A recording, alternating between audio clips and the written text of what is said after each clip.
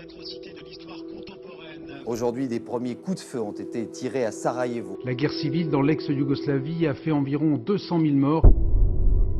La Bosnie m'a rappelé qu'une guerre n'est jamais réellement terminée. En 25 ans de terrain, je n'avais jamais encore vu une situation pareille. Aujourd'hui encore, les cicatrices ne se sont toujours pas refermées. En 1995, plusieurs combattants se sont portés volontaires. Parmi eux, Semin Rizvik.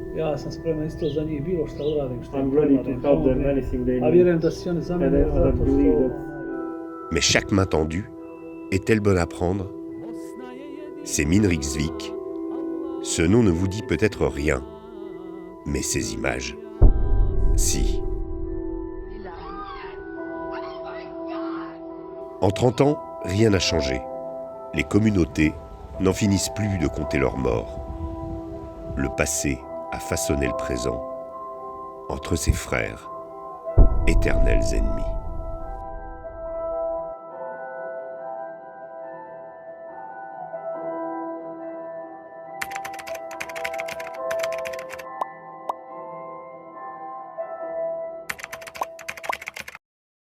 Déjà, merci, mon général, de nous recevoir ici, chez vous, à Saumur.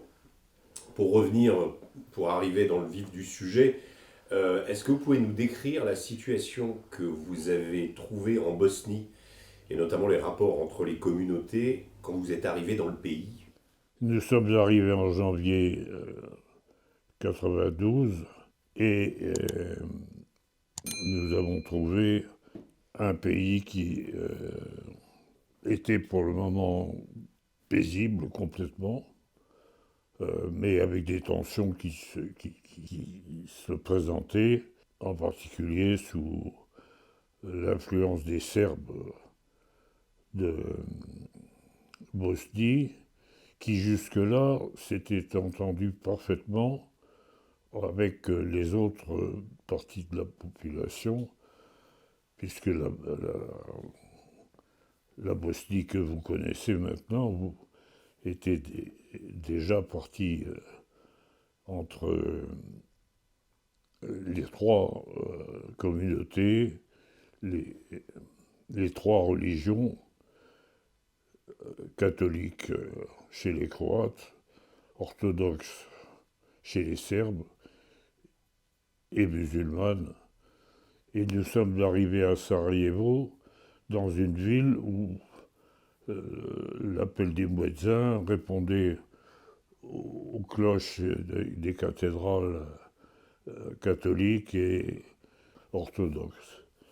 En parfaite intelligence, mais les tensions existaient de plus en plus, et on espérait un peu, par notre présence à Sarajevo, d'être un motif d'apaisement par notre seule présence. Qu'est-ce qui a fait que cette situation a dégénéré ? Elle a dégénéré très vite par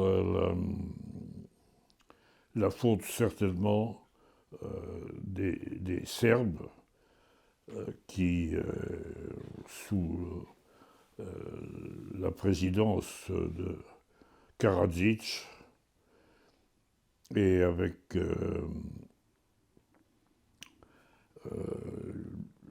une partie du Parlement existant, les Serbes, sous la direction de Karadzic, ont commencé à manifester des volontés de domination sur la population de l'ensemble de la Bosnie. Ça a dégénéré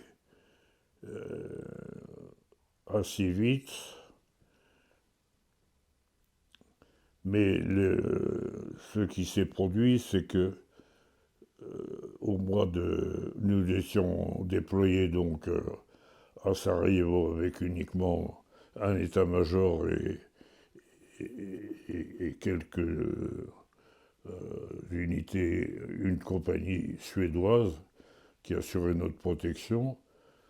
C'était le général Nambiar, un indien, qui était le patron de cette force produit. Et j'étais moi son adjoint.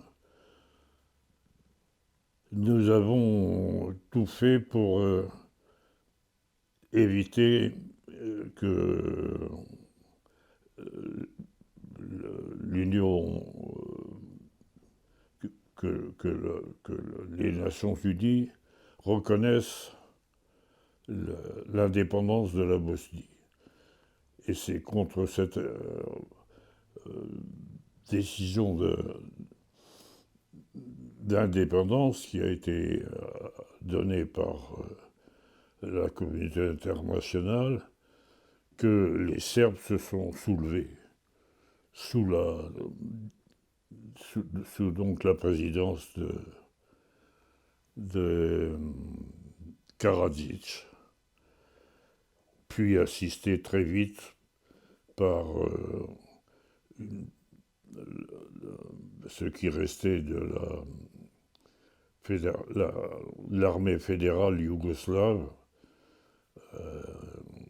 dont les Croates et les musulmans s'étaient échappés. Et le drame a éclaté donc à partir du mois de mai, à partir de vraiment la reconnaissance de l'indépendance. Nous avions demandé, avec le général Nambiar, avec moi, nous avions demandé aux négociateurs de différer cette reconnaissance de l'indépendance. On leur avait dit, nous sommes assis sur un baril de poudre et vous êtes en train d'y mettre le feu. Ça n'a pas manqué.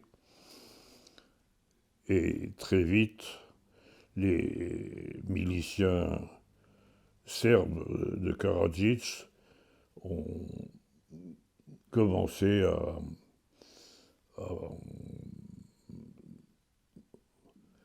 à partir du fameux hôtel Holiday Inn, à mitrailler, et le clash est arrivé là, à ce moment-là. En mars 1993, donc un an après les événements, le début de ce... Du mai 92, ouais. Reconnaissance de l'indépendance. Vous êtes rendu à Srebrenica, donc en tant que commandant des forces de l'ONU dans le pays.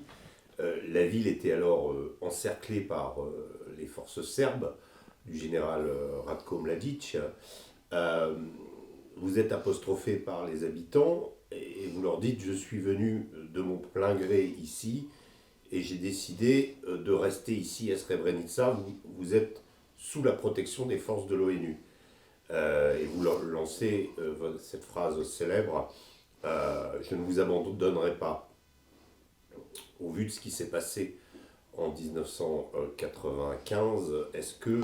2 ans plus tard. Vous n'avez pas l'impression d'avoir failli à votre parole? Est-ce que j'ai failli à ma parole? Je me suis, au moment des massacres, et c'était déjà trop tard, je me suis rendu à New York à la demande d'un collègue journaliste célèbre, et j'ai fait valoir que après ce massacre, et malheureusement trop tard, on n'avait pas d'autre solution que d'intervenir, de frapper les forces de Mladic. C'est ce que le président des États-Unis de l'époque, Clinton, a parfaitement compris. Le Congrès américain, au moment de ces massacres, donc de 1995, alors que moi j'étais en France rentré depuis 2 ans, le Congrès américain avait décidé qu'on lève l'embargo sur les armes, ce qui arrangeait parfaitement Ratko Mladic, qui savait qu'on ne pourrait pas délivrer des armes lourdes puisqu'il n'y avait pas d'accès possible pour quelque port que ce soit, qui n'existait pas en Bosnie. Et donc il n'attendait que ça, la levée de l'embargo. Au lieu de quoi, et sur mon insistance personnelle, il a été décidé de frapper. Clinton a pris la décision de frapper avec l'accord de Chirac du côté français, bien sûr. Et ça a été une défaite en quelques semaines totales pour les Serbes. Et je pense avoir été, à ce moment-là, avoir tenu la parole que j'avais donnée, je ne vous abandonnerai pas. Mais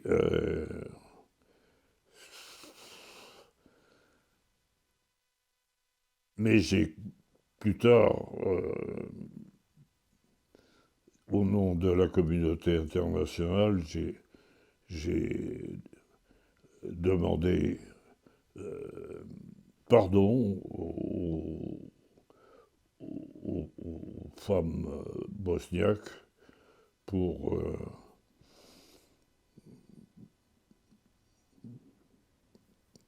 au nom de la communauté internationale pour les avoir effectivement abandonnées à ce moment-là.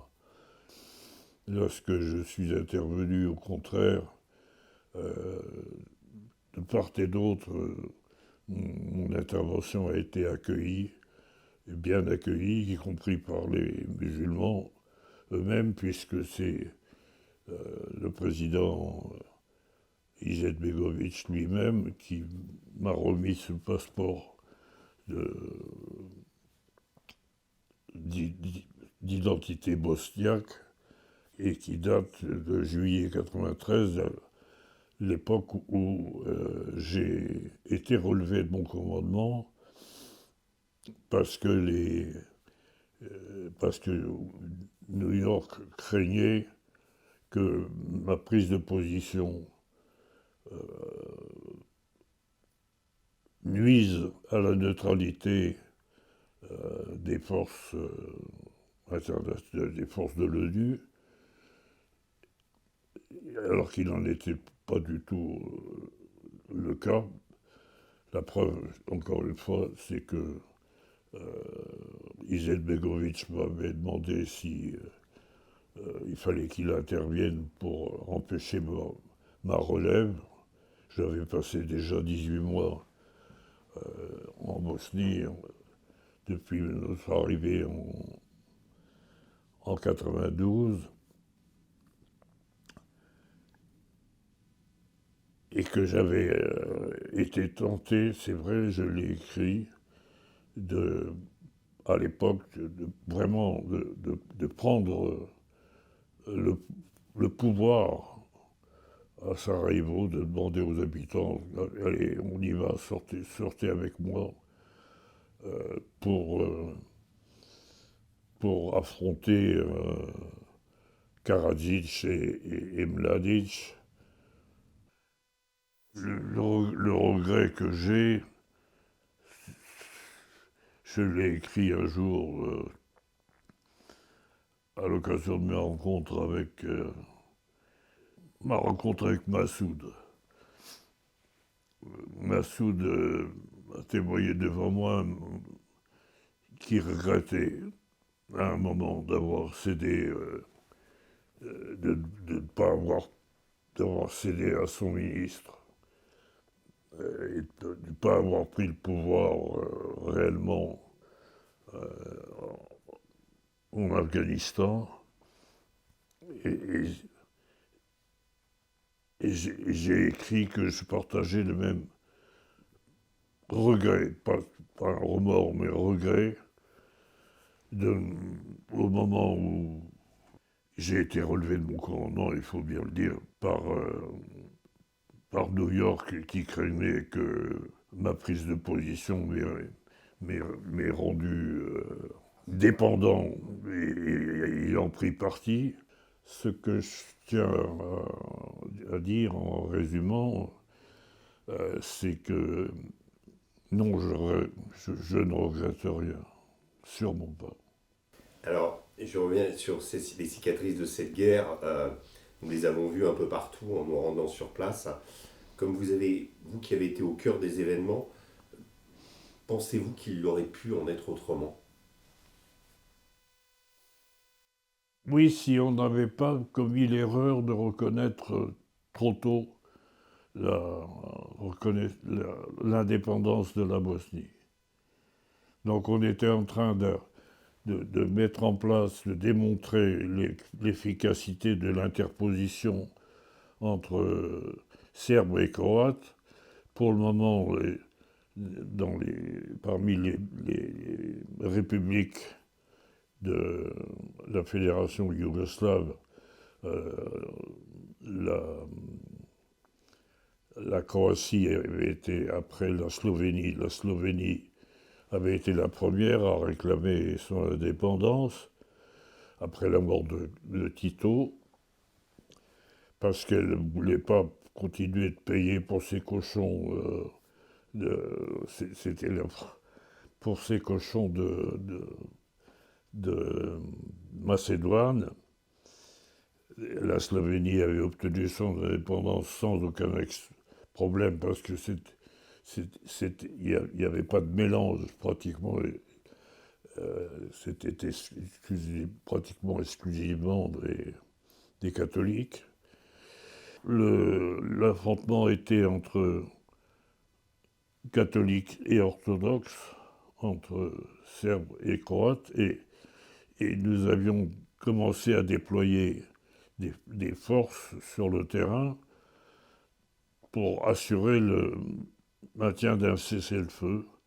Nous sommes allés à Srebrenica, nous avons rencontré des Bosniaques et peu après nous sommes allés tout proche dans la ville de Kravica où des Serbes nous ont dit qu'ils vous rendaient responsable d'avoir décrété la ville de Srebrenica sous protection de l'ONU, d'en avoir fait un sanctuaire qui a permis à des troupes bosniaques, notamment le jour de Noël 1993, dans cette ville de Kravica, de commettre des massacres. Donc si vous voulez, qu'est-ce que vous leur répondez?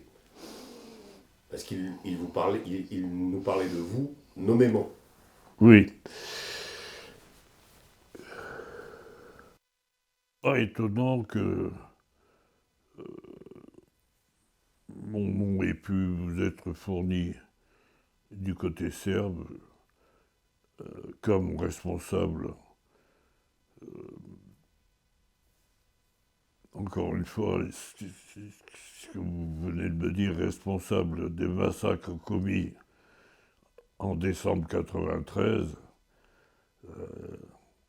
alors que, effectivement, j'avais quitté les lieux depuis 6 mois. Les massacres commis par Nassir Oric. Et ça s'est prêté à Nassir Oric qui a été traduit, vous le savez, en Cour pénale internationale et qui n'a pas été condamné à l'époque. Donc vous avez retrouvé là la rancœur. Vous avez retrouvé la rancœur de cette partie la plus engagée de la République serbe, c'est-à-dire la plus enragée.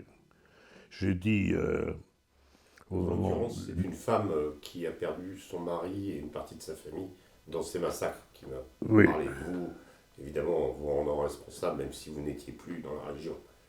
Oui. Non, mais je le sais parce que quand je me suis rendu là-bas en tant que député européen, j'ai été confronté à cette rancœur. J'ai dit, en assistant au procès de Karadzic, vous avez déchaîné des chiens qui sont devenus enragés. Et ce sont les enragés dont vous avez eu le témoignage qui explique vos questions finalement.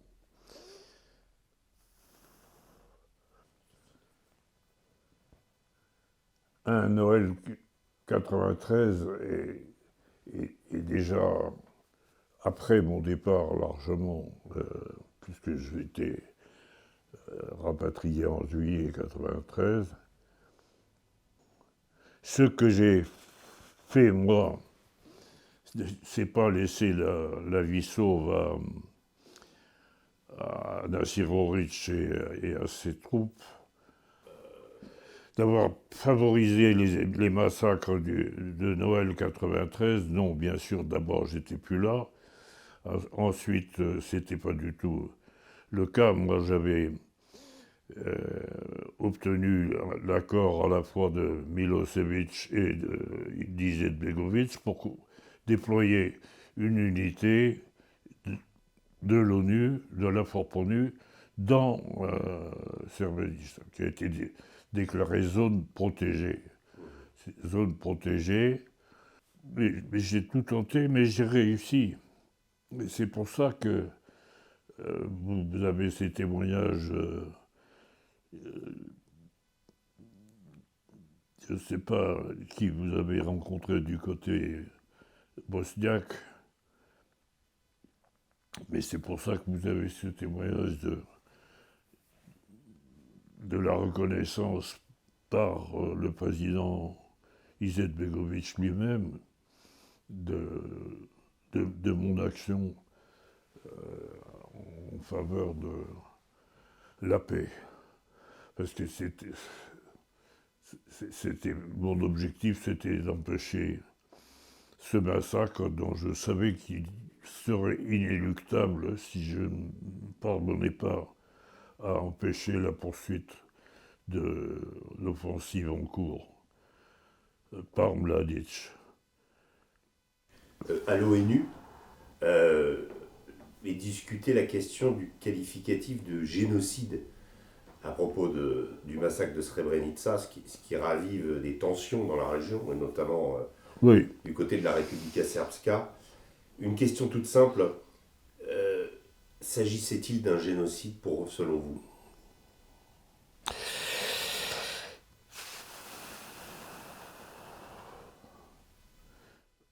Génocide, il ne m'appartient pas d'en décider, parce que c'est une affaire qui concerne le droit et que je ne suis pas compétent pour en juger.